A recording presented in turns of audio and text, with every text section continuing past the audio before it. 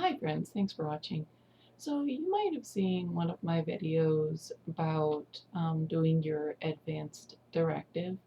And so it's sort of like an advanced directive is just making sure all of your information is organized, that your providers or your family knows what your wishes are, should you um, be in the hospital or if should you pass away. And so this is an interest of mine, just about quality of life to, to the last second. And there's some really good books out there. And I'm listening to one about um, older folks, people in their 80s and up to 100. And one of the stories the author describes is of his own parents and how the father had said, "I just want to die," and then the doctors or the adult children intubated him and put on restraints on his hands. So basically, the dying man was restrained and intubated. He wasn't allowed to speak, to drink, to eat, and then they restrained his hands so he couldn't do anything. So he was basically a stuck pig in my mind on his last days. And the mother, the wife, was like, "Yeah, I felt I felt terrible about that." And it didn't seem like the son had much of a conscience. And I just found that to be more horrific than a horror movie. Because in a horror movie, you know what's going on is wrong, but in a hospital, in somebody's last dying days, uh, ethics are run roughshod, uh, and conscience is negligible. Um, and like I bet we have science where you don't have to intubate people. I of course I could be wrong, but um, like that's in the disability community when people are talking about do not resuscitate and pulsed. One of the greatest dreads is the intubation because apparently it's like so damaging, it's so destructive that quality of life after intubation is it can be like worse. It's like a living hell or something like that. And I bet there is technology out there. I mean, if you've got little scopes that you could put down somebody's throat without anesthesia, I bet there's some way of uh, helping somebody get oxygen, maybe an oxygen tent or something like that. I don't know.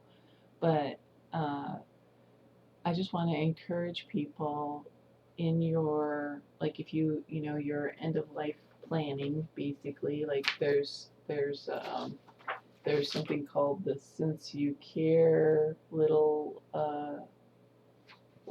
list of things, for personal planning, or the 5 wishes. Um, and there's here in Montana, Missoula, there's the Kitchen Table Conversations book. Uh, but I just want to encourage you to note if you're on the 5 wishes, tell your power of attorney that you want to keep your hands free. So avoid letting them do any restraints on your hands. And of course, we don't know if we ever want intubation. Like, I don't want to make that, you know, like, so you really want to think about that. If you're in a car crash, or if you're at the end of a long cancer treatment, you got to think about that while you still have your wits about you and you know what you want. Because it seems to me when a very severely ill dying person is has a tube jammed down their throat where they can't talk, speak, write, eat, drink, okay? So their whole quality of life is removed, and they're very sick, or they're body people, the consumers, the high status people, basically. Because if If somebody is forcibly removed from being able to eat, drink, sleep, or, well, yeah, I bet they can't sleep well, but you can't eat, you can't drink, you can't talk, and then they tie your hands down so other people are able to um, have a viewing of this organism. You're basically reduced to an organism. It's in my opinion, tie somebody's hands down, make it so they can't eat, drink, communicate. You have imprisoned them in this false cocoon of medicalized rationality. I think it's incredibly unethical, especially doing that to. I mean, I'm not even going to qualify it. It's unethical, whether somebody's healthy or whether somebody's sick and dying. I'm like, I just can't believe that people are like, oh, yeah, we'll just do that to my sick dying parent and not think about it, you know. And honestly, I feel like talk about a decline of society when we could just go about our day while our grandparents or parents are having their hands tied when they're at their weakest, most vulnerable, sickest, just so just for the convenience, just for expediency, for the convenience of the medical staff, for the convenience of the family. I think that's despicable. However, that's just my opinion.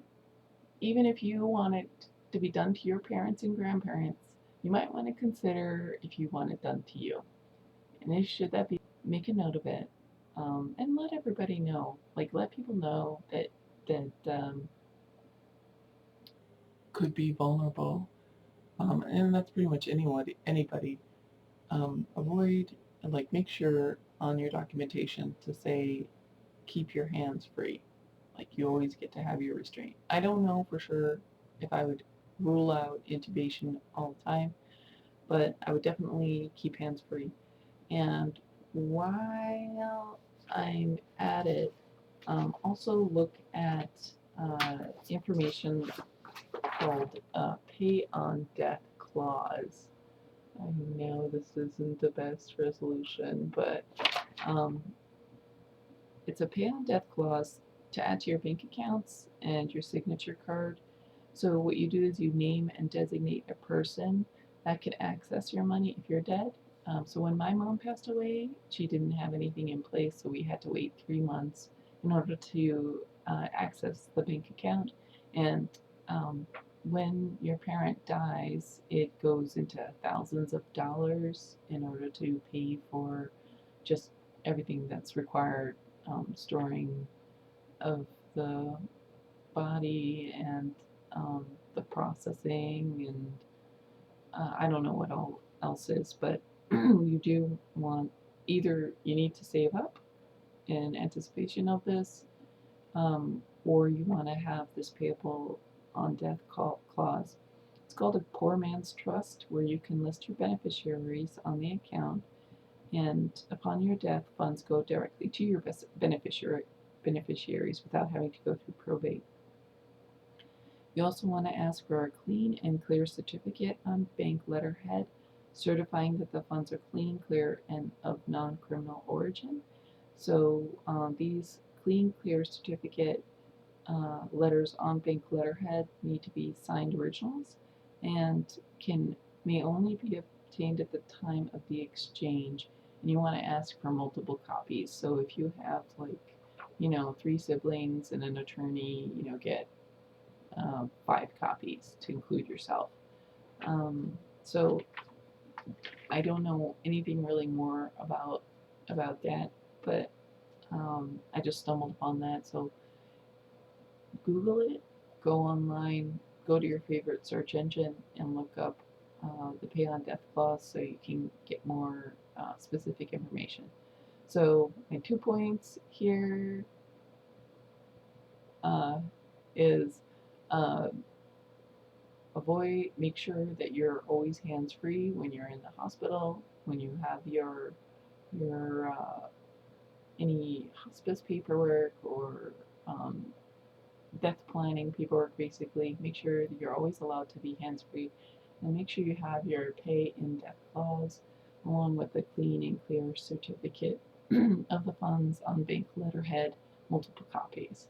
So I hope you got something out of this. Thanks for watching.